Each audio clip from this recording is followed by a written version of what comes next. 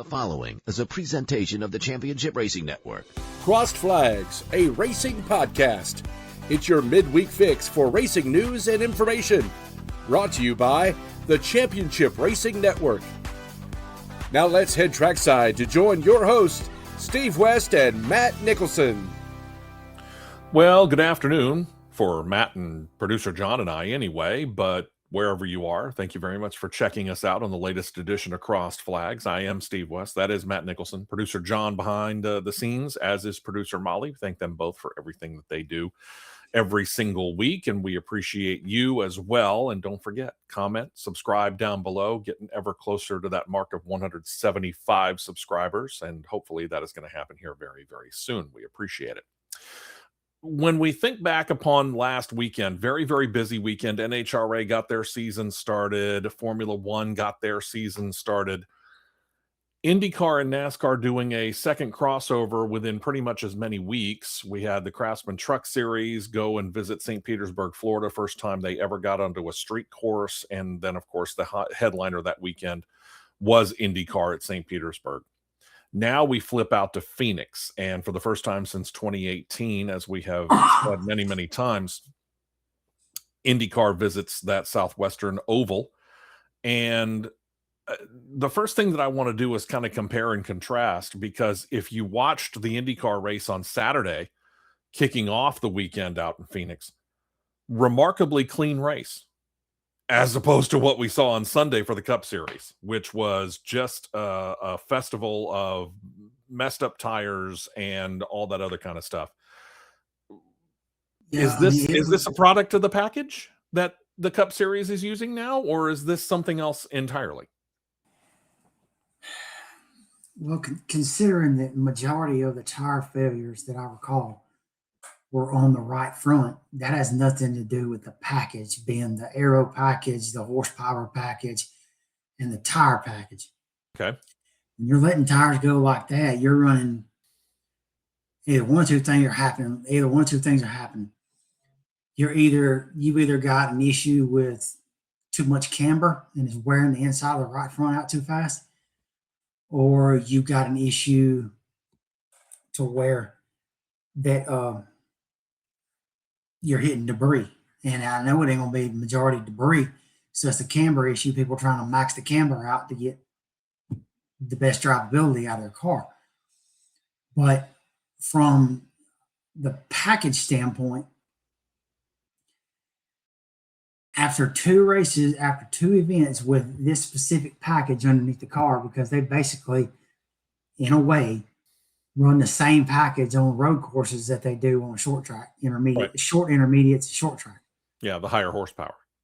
You got to give credit. You got to give credit to Goodyear too, because they got the new tire developed that has adequate fall off, and it puts it immediately back into the hands of the person sitting in the seat, and for even more adding to it, with the higher horsepower, you've got to take care of the tires, because you get 80 more horsepower, you will blow the tires off.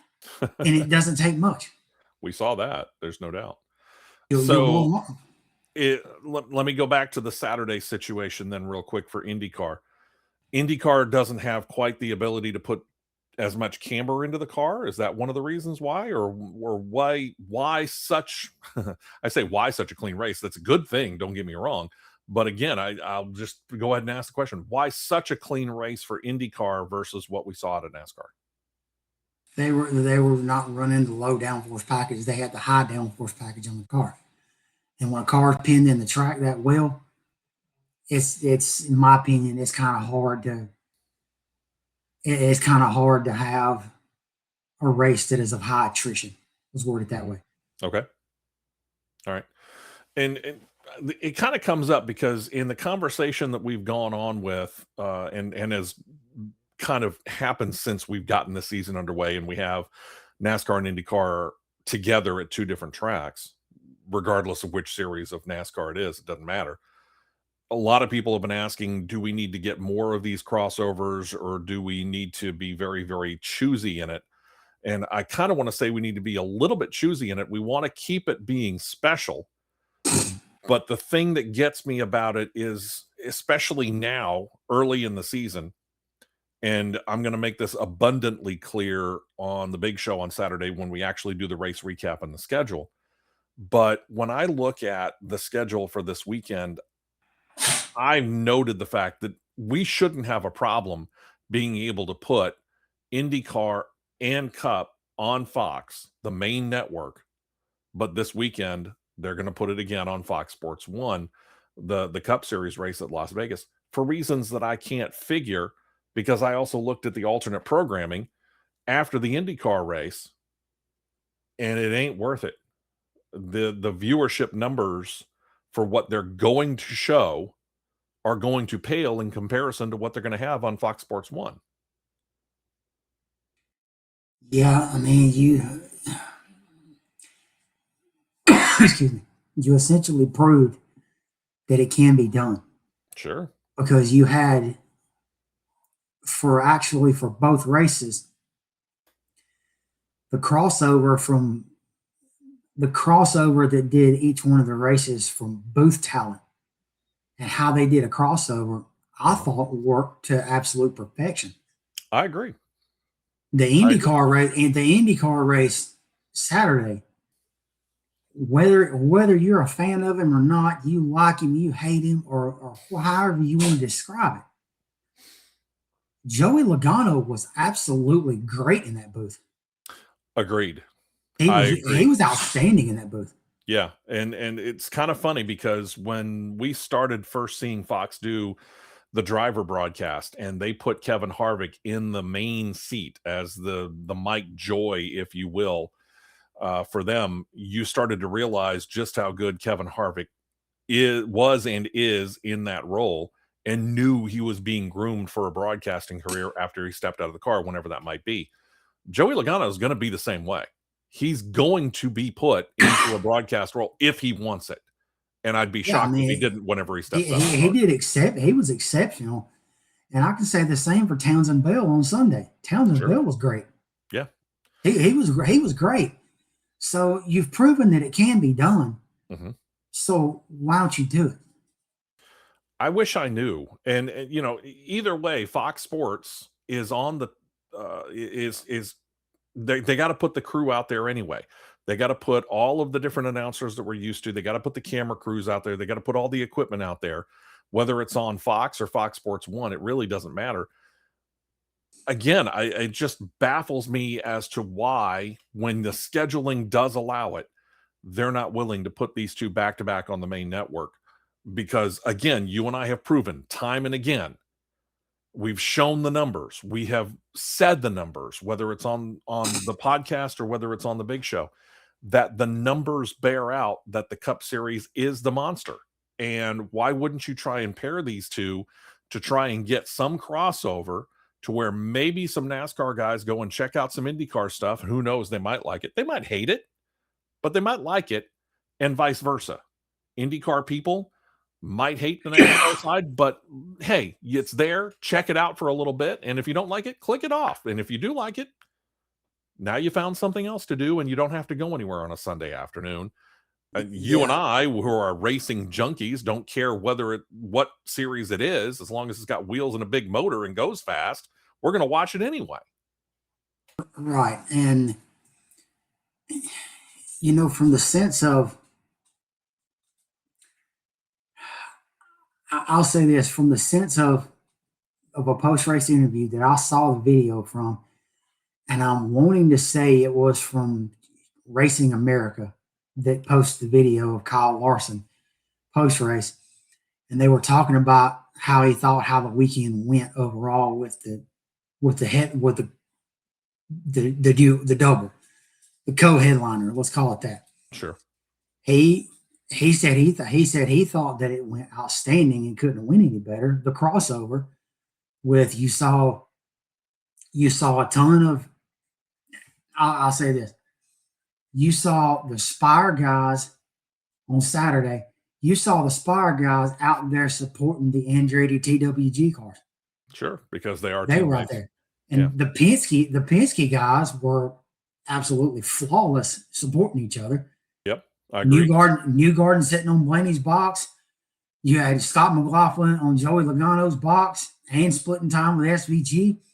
And then you had David Malukas with Austin Cindric. Yeah. I mean, they worked that out to perfection. So you got the ability there to absolutely build your fan base up 10 times more by recruiting IndyCar fans to become stock car fans too, or open wheel fans, stock car fans, or stock car fans, open wheel fans.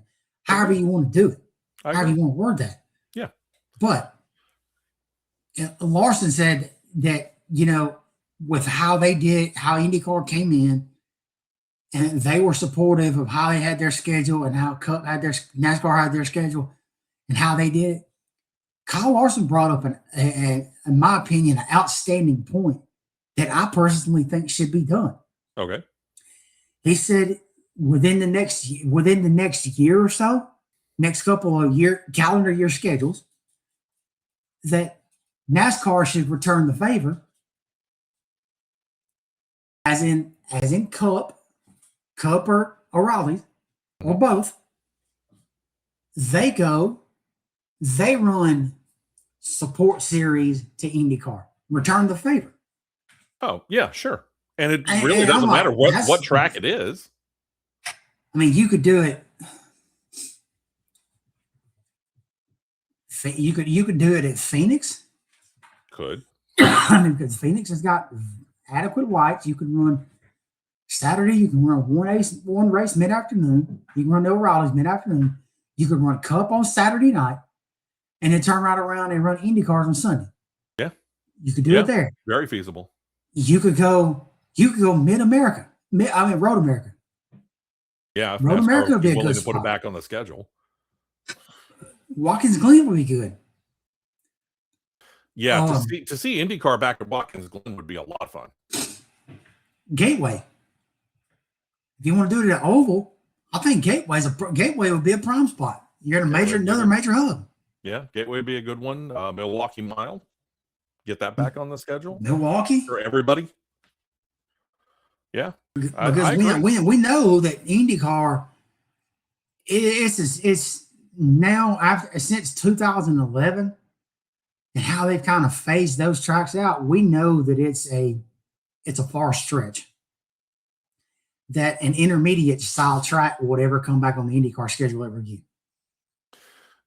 Probably, yeah. I would agree with that. I mean, you're not going to see them go back to a Vegas. You're not going to see them go back to a Texas Motor Speedway. You're never going to see them at Pocono again. I can guarantee you that, because it's just too high speed. Indianapolis is one thing. Doing that at a Pocono or a Vegas or a Texas or something like, no, you're not. I agree. But there are plenty of opportunities for you to be able to do it. IndyCar has run Richmond in the past. You could do it at Richmond, for crying out loud. Send them back to Iowa. Yeah, or Iowa. That'd be great too. There are options out there. And the thing that caught me was listening to the captain, Roger Penske, who was there in Phoenix, and he said this was a great weekend. And yes, he meant for Team Penske, because obviously Newgarden wins on Saturday in the IndyCar race, Blaney wins on Sunday in the Cup Series race, and that's a nice bookend for them. It's a great weekend in that case. But in another case, it's great for Penske Entertainment, because he does get to kind of feed off of, certainly at the track, ticket buyers who are coming in. They get a Saturday ticket and they get both races. I was at the very first one that they did in Indianapolis, and I remember IndyCar on the road course at that wonderful facility. Granted, the sightlines aren't great, but that's another story. It's just being at that historic facility. But to see IndyCar get out there on the first race on Saturday in that 2021 race, and then here comes what was then the Xfinity Series, now the O'Reilly Auto Parts Series. But you have one ticket for that entire day, and it's just a great crossover to allow the racing fan to get into a little bit of something that they're not used to. Doesn't matter whether you're an IndyCar fan and you happen to catch the NASCAR side of things, or you're a NASCAR person who came there and you catch a little IndyCar too. It's a great crossover, and it's great racing. The ratings certainly don't necessarily bear that out, But I understand why Fox did it. Fox bought into a stake of Penske Entertainment's ownership of the IndyCar series. They are very highly vested in this, and they should be. And Fox is pressing for them to expand out something that we've been calling for, an expansion of the schedule from the 17 or this year 18 races. We'll talk about the Washington, D.C. race. We got details of that. We'll talk about that on Saturday.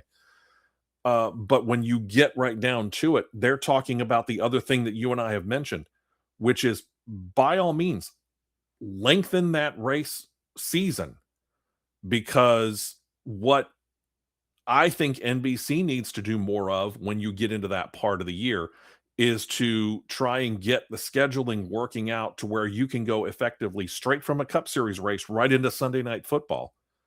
Fox has that opportunity as well, where they have either the early game or the late game from the NFL, and you piggyback that wherever it is, before or after, with the IndyCar race. This is a prime time opportunity to build up on both sides by connecting it with the king of all television ratings in the United States of America, which is the National Football League. And I think both Fox and NASCAR and NBC and IndyCar, for that matter, all four entities, I think they're all missing the boat on that. Your thought? No, I agree. I agree they're missing the boat of it, and I can see more towards the fall of when, because Fox has all the Big Ten coverage and everything, with the Big Ten covering those games, the midday game and then the mid-afternoon game. Mm-hmm. But you could take that mid-afternoon game and shift it over to FS1. It's the same difference if you ask me. If people don't want to watch college football in the Big Ten or even the Big 12, they're going to find a way to watch it. Oh, absolutely. Yeah. I mean, if you're a college football fan, you're going to find your game wherever it is. It's amazing to me, the complaints that you and I hear about, I don't know where to find, whatever series I'm wanting to watch at this particular weekend.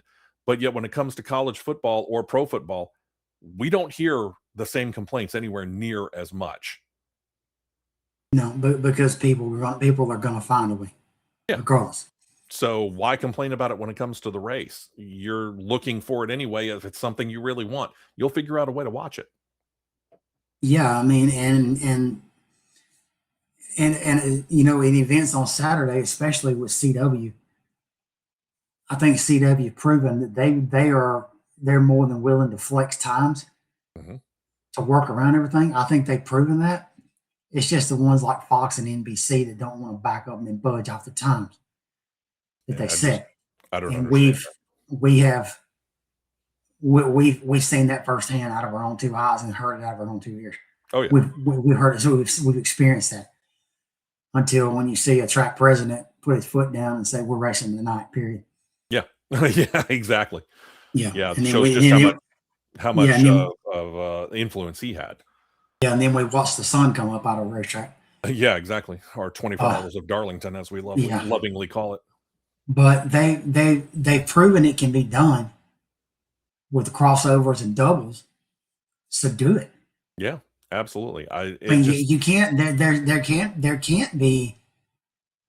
I don't think there can be a negative aspect out of any of it. No. When you think about the amount of money that specifically Fox and NBC are paying for the rights to the National Football League, which is in the billions of dollars, multiple billions of dollars, far away above and beyond what they're paying for either IndyCar or NASCAR, which both, by the way, are into the multiple millions, if not billions themselves. I don't know why you wouldn't take the opportunity to try and get as many ratings as you can possibly get, and as many people slapped onto your channel as you can possibly get their eyeballs slapped onto your channel. It just doesn't make any sense. I can't figure it out, and that's just from, it's from a little radio guy who's got almost 40 years of experience. Producer John's pretty much the same way. He's got a whole lot of broadcasting experience as well. And we both, Producer John and I, have a little bit of experience in television, and we can understand the power of both mediums And I just don't understand why it's not that much of a priority, or it doesn't seem to be that much of a priority for the networks, and why the racing series. I mean, Fox is or IndyCar is in a great position when it comes to Fox. They have no reason to complain. But man, if I was in charge of the media for NASCAR, I would be raising Cain right now. It's almost like they've got the check, they've got the money, they don't care. Apparently. But I think they really need to care a heck of a lot more, and that's the sad part about it. Yep. But looking at the racing, let's get back into the good side of things and looking ahead to where we're going to go. Obviously, the package that we saw at Phoenix is not going to show up at Las Vegas. But after 2 rounds, a road course and at Phoenix Raceway, that new package, the higher horsepower, you like what you saw? I did. I mean, when I'm excuse me, when you can look at right behind the front fender wells, whether it be the right or the left side, and you can see black smut on the car, that tells you got good tire wear. Okay. And it makes it puts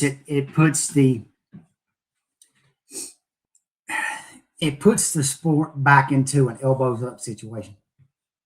Yeah, the drivers actually have to drive. They have to make sure they keep control of the car. Otherwise, you wear the tire out. Yeah, you got to keep control of the car now. It used to be for quite a while, until parts of last year, it used to be you could drive the things one-handed. You could. We've seen it. And you should not be able to drive a stock car or a motorsports vehicle of any kind one-handed at 190 miles an hour at a place like Talladega, especially. You should not. This package doesn't really affect Talladega that much, does it?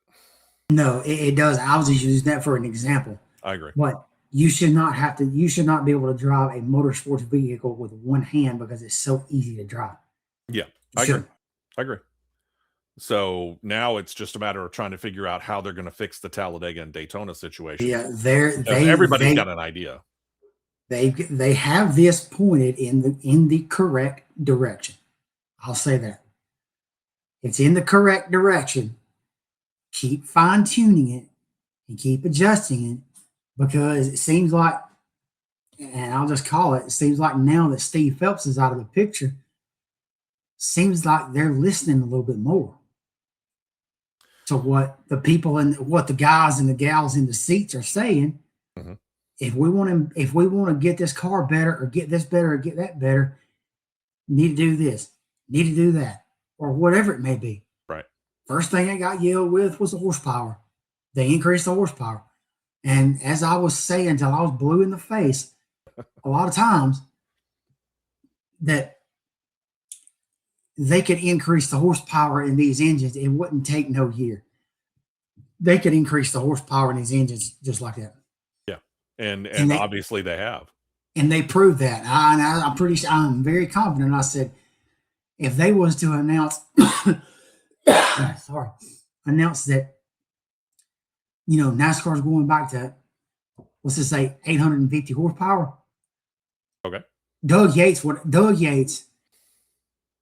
Jeff Andrews, and the people, Doug Yates at Ford, Jeff Andrews at Hendrick, let's just use them for an example. Okay. And the guys and gals at TRD, they would be working on getting that 850 horsepower engine developed the next morning. Oh, absolutely. Yeah. And truth be told, you'd be having the folks over at Stellantis/Dodge doing it too.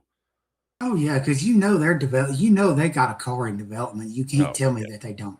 Yeah, I mean, we showed, if you watched the big show all through last Saturday, you saw where we gave you the picture of Mark Powick's factory stock showdown, brand new Dodge drag pack car. It's not going to radically change, truth be told. I mean, yeah, that's more factory stock body, but you're not going to the front end, the back end, the nose and the butt clips, basically, they're not going to be radically different from what you're going to see on the street car. They'll be a little different, obviously, but they're not going to be radically different. You're going to be able to tell that's the new Dodge Challenger. It's not going to be that hard to do it, and they would be more than happy to go out there and throw a whole heck of a lot of horsepower, to use your example, 850, in a heartbeat. In a heartbeat. Oh, Dodge and Stellantis would be foaming at the mouth. Sure. I mean, as it is, I think they're ready to go racing here. Probably not next year. I'm going to say 2028. I'm going to go ahead and call the shot. I think that they're going to go 2028, at least Cup, if not Cup and O'Reilly. Probably so, but we'll see. But you can develop. It's been proven that you can get extra horsepower out of an engine in a short amount of time. Oh yeah, and it's done, so you can do it. I mean, I think how you fix the super speedway racing, you put the 750s in the super speedway car. Let's go. I'd be all about it. Give it a little bit more of an ability to maybe even separate yourself out from the crowd a little bit more. Certainly got a lot more ability to just be able to give that little extra bit of horsepower that might put you in a much better position.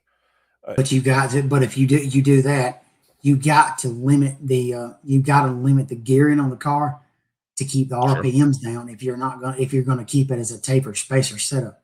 Yeah, if they still don't want to see, if they don't want to see that 3-digit number with a 2 in the front of it, which NASCAR seems totally averse to nowadays. Sure, but I think to do that, that's what you have to do. Yeah, you're probably right. With it's going to be tallest gears you can find and put in the transaxle and go. It's going to be interesting to watch this process and see the process and how it goes through. But we're gearing up for some stuff here. We're still hoping for some really good stuff. There's some stuff going on behind the scenes that we can't divulge right now. Producer John knows about it. Producer Molly knows about it. Matt knows about it, and I do. It's just not something we can go public with yet. But if this comes together the way that we're hoping to, it's going to mean big things for us and big things for you, our viewers and our subscribers. And we appreciate it. And of course, we're also gearing up for the spring racing season here. A little bit different here in the state of Alabama than what we've had previously. Used to be we were back-to-back weeks with Barber and then Talladega, or Talladega and then Barber as it was. But we're split up a little bit more this year. End of the month, last weekend of this month. So just a couple of weeks away, we're going to be at Barber Motorsports Park. And then about a month later, we'll be out at Talladega. So a lot of things are changing. It shows that everybody's willing to change. We'll show you a couple of those changes coming up on the big show. Again, Washington, D.C. has been announced specifically, and more than just announced. We have actually seen the track. It's shorter than what I thought it was going to be. Yeah, I am very underwhelmed at this track layout. I kind of am too, but we'll go over all the details of that on the big show on Saturday, plus everything else that is newsworthy. And we'll bring it all to you on Saturday morning, 9 a.m. Eastern, 8 a.m. Central Time. Join us then, won't you? Appreciate you, Producer John. Appreciate you, Producer Molly. And Matt, I know you're a little bit under the weather. Thank you for your time here. Get to feeling better, and we'll be ready for a big show on Saturday, okay? Yep. All right. Thank you very much for checking us out. Don't forget, subscribe down below if you haven't already, and tell friends if you have. And we thank you very much. We'll talk to you on Saturday morning for the big show. Thank you for checking out this edition of Crossed Flags.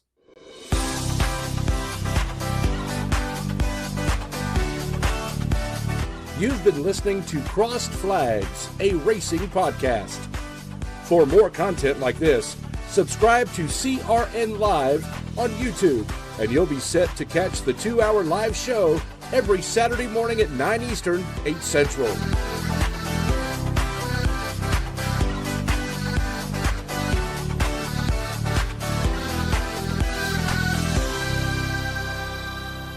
This has been a presentation of the Championship Racing Network.